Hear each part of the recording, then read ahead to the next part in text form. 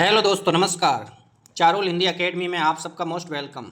आज हम बीएसटीसी का जो प्रश्न पत्र है वो हो चुका है। इस प्रश्न पत्र के अंतर्गत हिंदी व्याकरण के संबंधित जो भी प्रश्न पूछे हैं उस प्रश्नों पर आज हम बारीकी से वार्ता करेंगे। यह बीएसटीसी का द्वितीय पारी का पेपर है। तो देखते हैं इस प्रश्न पत्र के अंतर्गत हिंदी व्याकरण के संबंधित कौन कौन से प्रश्न पूछे गए हैं। एक एक प्रश्न को बिल्कुल ध्यान से समझने का प्रयास करेंगे। तो चलते हैं इन प्रश्नों की ओर और देखते हैं हिंदी व्याकरण के संबंधित किस किस प्रकार के प्रश्न इस प्रश्न पत्र के अंतर्गत पूछे गए हैं। तो देखते हैं हिंदी व्याकरण के संबंधित कौन कौन से प्रश्न इस पेपर के अंदर आए हुए हैं। ये रहा हिंदी का भाग द। पहला प्रश्न, यहीं से शुरुआत करते हैं पहले प्रश्न से। इनमें से किस विकल्प के सभी शब्द परस्पर पर्याय नहीं है? परस्पर पर्याय नहीं है। तो देखते हैं चंद्रमा, सुधाकर, हिमकर, ये तो है। उसके बाद जंगल, अरण्य, कानन, ये जंगल के पर्यायवाची ये भी है। गंगा, सुरसरी, अंबुधर, ये गड़बड़ हो गया। गंगा और सुरसरी तो ठीक है, परंतु ये अंबुधर हैं, यह बादल का पर्यायवाची शब्द हो गया। इसीलिए ये विकल्प बिल्कुल क्या हो गया? गलत। और उत्तर भी यही हो गया, विकल्प नंबर सी। डी विकल्प के अंदर ज्योत्सना, चांदनी और कौमुदी, ये भी इसका सही पर्यायवाची है। तो पहले 171 नंबर प्रश्न का सही उत्तर हुआ विकल्प नंबर सी।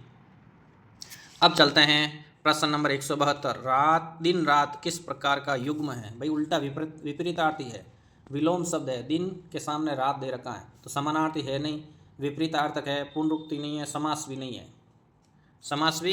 नहीं है। तो ये किस प्रकार के शब्द है? विपरीतार्थक। तो विकल्प नंबर बी बिल्कुल सटीक उत्तर है, विपरीतार्थक। फिर हैं तरुणी का अर्थ युवती है, तो फिर तरणी का अर्थ क्या होगा? तरणी मतलब नौका। विकल्प नंबर बी बिल्कुल करेक्ट उत्तर। उसके बाद दे रखा है लोको उपकार में कौन सी संधि? लोक धन उपकार। तो संधि कौन सी हो गई? गुण संधि। लोक प्लस उपकार, इसका क्या होगा? लोक प्लस उपकार, क्या बन जाएगा? लोकोपकार, ये उपकार। इधर क्या है?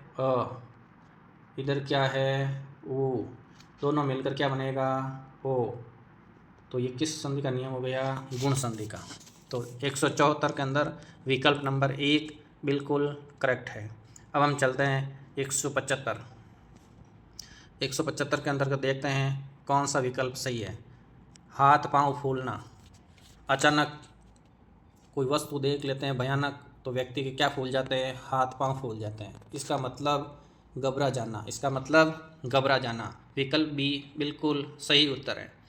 शुद्ध शब्द कौन सा है? तो देखते हैं सबसे पहला ए, इसको शुद्ध करके देखते हैं शुद्ध शब्द कौन सा बनेगा। तरुच्छाया, तो ये कैसे बनेगा? छाया, कि ऐसे शुद्ध बनेगा। तो ये पहला तो है नहीं।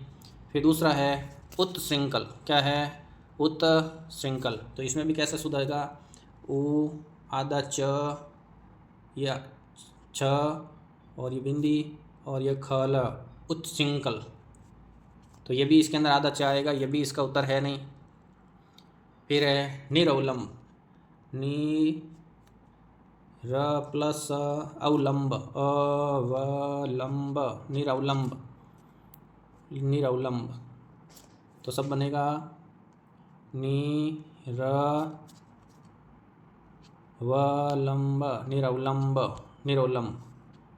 निर प्लस अवलंब, निरवलंब। तो ये भी इसका उत्तर है नहीं, निरवलंब भी नहीं है। तो फिर बचा कौन सा? डी। तो इसका सही उत्तर हुआ आर्द्र, क्या है? आर्द्र इसका बिल्कुल करेक्ट उत्तर है। अब है 177। यदि तुम परिश्रम करोगे तो सफल हो जाओगे, किस प्रकार का उदाहरण है? तो ये रचना के आधार पर वाक्य के 3 भेद, सरल, संयुक्त और मिश्र। तो ये एक वाक्य दूसरे वाक्य पर आश्रित है और इस प्रकार के वाक्य होते हैं वो कैसे कहलाते हैं? मिश्र वाक्य। किस प्रकार के वाक्य कहलाते हैं? मिश्र वाक्य। फिर है उपकार में उप का अर्थ है, उपकार का हिंदी अर्थ होता है भलाई। उपकार का हिंदी अर्थ क्या होता है? भलाई। तो देखते हैं भलाई के संबंधित कौन सा है? विरोध नहीं, निषेध नकारात्मक है, अधिक अधिक की बात है ही नहीं। तो इसमें है सहायक, एक दूसरे के सहायक। विकल्प नंबर बी बिल्कुल करेक्ट उत्तर।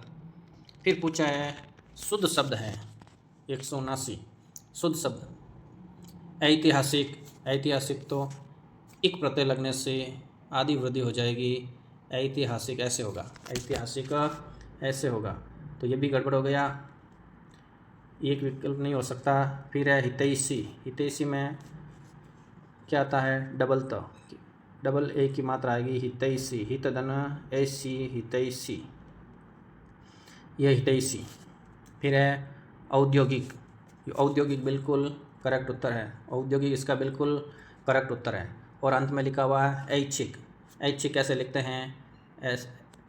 एक सेकेंड, ऐच्छिक कैसे लिखते हैं? इच्छा में इक प्रत्यय लगने से ऐच्छिक बना, ऐच्छिक, ये हो गया ऐच्छिक।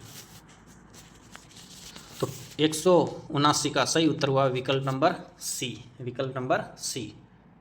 अब हम चलते हैं प्रश्न नंबर 180, ये देख लेते हैं 180, इसको यहाँ रख देते हैं, चलो इसको यहाँ रख देते हैं।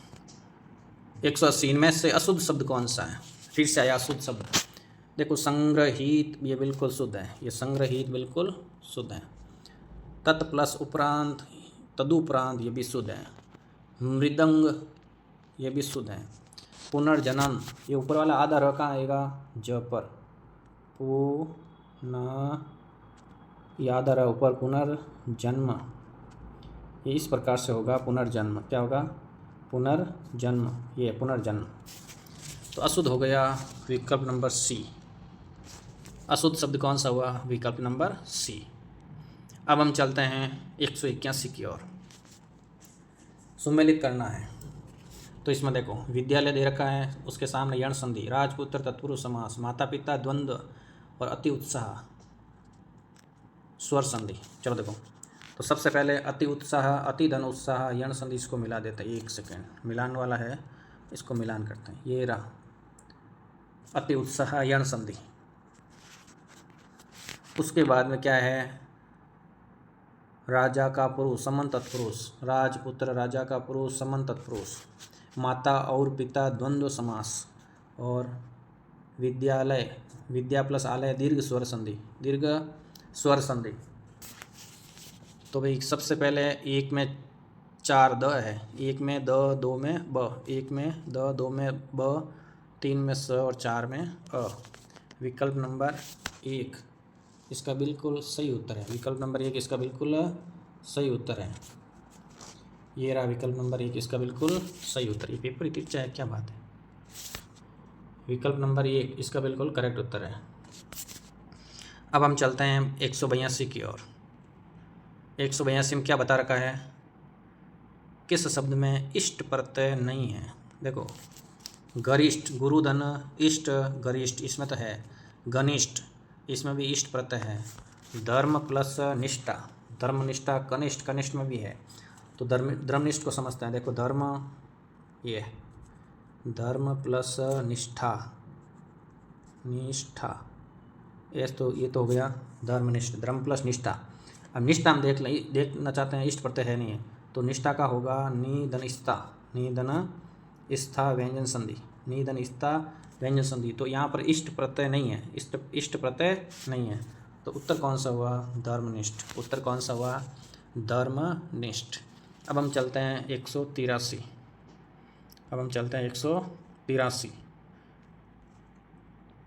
ये वाक्य शुद्धि का बहुत ही अच्छा प्रश्न पूछा गया। निम्न में से शुद्ध वाक्य हैं। देखो विधि के नियम बड़े कठोर होते हैं। सबसे पहला वाक्य ही बिल्कुल शुद्ध है, सबसे पहला वाक्य ही बिल्कुल शुद्ध है, सबसे पहला वाक्य बिल्कुल शुद्ध लग रहा है, यही शुद्ध रूप है। अब देखते हैं दूसरे वाक्यों को। अगले वाक्य हैं कि मीरा, पहली बात मीरा पे चंद्रबिंदु नहीं आता, ये पहली शुद्धि है। यहीं पर बता दूं आपको कि मीरा शब्द है ना, यह शुद्ध लिखा हुआ है यहाँ पर। तो मीरा कैसे लिखते हैं? यस मीरा, ये इसका शुद्ध रूप है। मीरा एक प्रसिद्ध कवि थी। कवि पुल्लिंग के लिए आता है, स्त्रीलिंग के लिए आएगा कवयित्री, क्या आएगा? कवयित्री, मीरा एक प्रसिद्ध कवयित्री थी। ये तो हो गया इसका। अब हम चलते हैं सी का। ब्रह्मपुत्र असम में बहती है। ब्रह्मपुत्र असम में बहता नहीं, बहती है, बहती हैं। ब्रह्मपुत्र असम में बहती हैं। आपका, आज आपका दर्शन हो गया, नहीं, आज आपके दर्शन हो गए, आज आपके दर्शन हो गए। तो यह आपका की जगह क्या आएगा? आपके। बहुवचन है, दर्शन शब्द सदा बहुवचन। दर्शन हो गए, आज आपके दर्शन हो गए। तो विकल्प नंबर ए बिल्कुल इस प्रश्न का करेक्ट उत्तर हुआ। विकल्प नंबर 1, विधि के नियम बड़े कठोर होते हैं। अब हम चलते हैं 184, जो सब कुछ जानता है। ये बहुत ही सरल प्रश्न पूछा गया है, उसको कहते हैं सर्वज्ञ। विकल्प नंबर बी, विकल्प नंबर बी। नील कमल में कौन सा समास है? तो बिल्कुल सरल है, नीला है जो कमल। कर्मधारय समास। कमल की विशेषता बता रहे हैं कि वो कैसा है, नीला है। नाच न जाने आंगन टेढ़ा, तो इसका सटीक अर्थ हुआ बहाने बनाना। क्या बनाना? बहाने बनाना। विकल्प नंबर 1, अन्वय शब्द में कौन सी संधि है? अन्वय शब्द में कौन सी संधि है? तो बहुत सरल पूछी, अनु प्लस अय, अनु प्लस अय, अन्वय अय। देखते हैं कहाँ अनु प्लस अय कहाँ लिखा हुआ। विकल्प नंबर सी, विकल्प नंबर सी, अनु प्लस अय, अन्वय। अब हम चलते हैं 188। 188 पूछा है सज्जन का संधि विच्छेद होगा। बहुत ही सरल प्रश्न पूछे गए हैं। सत प्लस जन, सत प्लस जन क्या बन जाएगा? सज्जन। विकल्प नंबर 1 बिल्कुल सही उत्तर। पृथ्वी का पर्याय नहीं है। वसुंधरा, धरा, पावक, मैदिनी, तो ये पावक किसका हुआ? अग्नि का, आग का। किसका हुआ? आग का। तो ये बिल्कुल सरल प्रश्न था। 189। अब हम चलते हैं 190। ये रहा 190। 190 के अंदर क्या पूछा गया है? वाह कितना सुंदर दृश्य है। किस प्रकार का वाक्य है? बिल्कुल कोई भी बता देगा, विस्मयादिबोधक। कोई भी बता देगा, विस्मयादिबोधक। राग द्वेष शब्द युग्म का अर्थ है। राग का मतलब प्रेम, द्वेष का मतलब शत्रुता। विकल्प नंबर 1 बिल्कुल करेक्ट है। विकल्प नंबर 1 बिल्कुल करेक्ट है। शब्द और समास की दृष्टि से असंगत विकल्प हैं। रसोई घर, रसोई के लिए घर, संप्रदान तत्पुरुष, ये तो सही है। मृग चौना, चौना मतलब बच्चा, मृग का बच्चा, समन तत्पुरुष, ठीक है। सर्वोत्तम, सभी में है जो उत्तम, सर्वोत्तम। अधिकरण तत्पुरुष, सभी में है जो उत्तम, ये भी सही है। ऋण मुक्त, ऋण से मुक्त, ऋण से मुक्त। समास कौन सा हो जाएगा? अपादान। कौन सा हो जाएगा? अपादान समास, अपादान तत्पुरुष समास, अपादान तत्पुरुष समास। तो यहाँ दे रखा कर्ण तत्पुरुष, जो क्या है? गलत है। तो इसका उत्तर हो गया ऋण से मुक्त अपादान तत्पुरुष समास, अपादान तत्पुरुष समास। 193। 193 क्या कह रहे हैं? निम्न में से शुद्ध शब्द नहीं है। देखो शुद्ध शब्द नहीं है पूछा। अनुग्रहित, यही गड़बड़ है। पहला ही उत्तर सही है, यही गड़बड़ है। तो शुद्ध रूप क्या होगा इसका? तो हो जाएगा अनु, ग के नीचे री की मात्रा और ये ही बड़ी, और ये हो जाएगा त। अनुगृहित, अनुगृहित। उज्ज्वल ठीक है, आशीर्वाद ठीक है, सौजन्य ठीक है। पर्यटन शब्द में उपसर्ग कौन सा? यण संधि से बन जाएगा परि प्लस अटन, यण संधि से बन जाएगा परि प्लस अटन। अटन मतलब भ्रमण, अटन मतलब भ्रमण, परि प्लस अटन क्या बन जाएगा? पर्यटन। तो सब उपसर्ग पूछा, तो विकल्प सी के अंदर दे रखा है पर्यटन। क्या दे रखा है? परि उपसर्ग। ये रहा विकल्प नंबर सी। अब चलते 195। ये रहा 195। जो छिपाने योग्य हो, जो छिपाने योग्य हो, उसके लिए वाक्य में एक शब्द होगा गोपनीय। क्या हो जाएगा? गोपनीय। ये वस्तु गोपनीय है, गोपनीय बात है, छिपाने योग्य है, सार्वजनिक नहीं कर सकते। जो उपकार माने कृतज्ञ, और जो नहीं माने कृतज्ञ। जो उपकार माने कृतज्ञ। उत्तर नंबर विकल्प नंबर 1 बिल्कुल सटीक उत्तर। अत्याचार का संधि विच्छेद क्या होगा? ये भी बिल्कुल सरल प्रश्न है। अति प्लस आचार, अति प्लस आचार क्या बन जाएगा? अत्याचार, आचार, अति प्लस आचार, अत्याचार। तो इसका सटीक उत्तर हुआ अति प्लस आचार, विकल्प नंबर सी। ये रहा अति प्लस आचार। घर का भेदी लंका ढाई। मिश्रण संस्कृति, अपने निकटतम से हानि, परिश्रम का फल, शत्रु से नुकसान।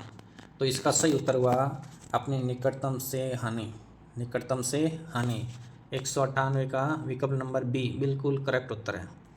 फिर हैं प्रज्ञा का पर्यायवाची हैं। प्रज्ञा किसको कहते हैं? बुद्धि को। किसको कहते हैं? बुद्धि। बुद्धि का पर्याय क्या है? प्रज्ञा। अंतिम प्रश्न 200। अंतिम प्रश्न 200, इसको समझने का प्रयास करते हैं। ये क्या कह रहा है? जिसके पास न पहुंचा जा सके उसको कहते हैं दुर्गम। दुर्गम तो कहते हैं जहाँ कठिनाई से पहुंचा जा सके। जहाँ कठिनाई से पहुंचा जा सके उसको कहते हैं दुर्गम। तो इसका सही होगा दुर्गम्य। क्या होगा? दुर्गम्य। ऐसे होगा। इसका क्या होगा? दुर्गम्य। दूर ऊपर आधार या दुर्गम्य क्या कहलाएगा? दुर्गम्य।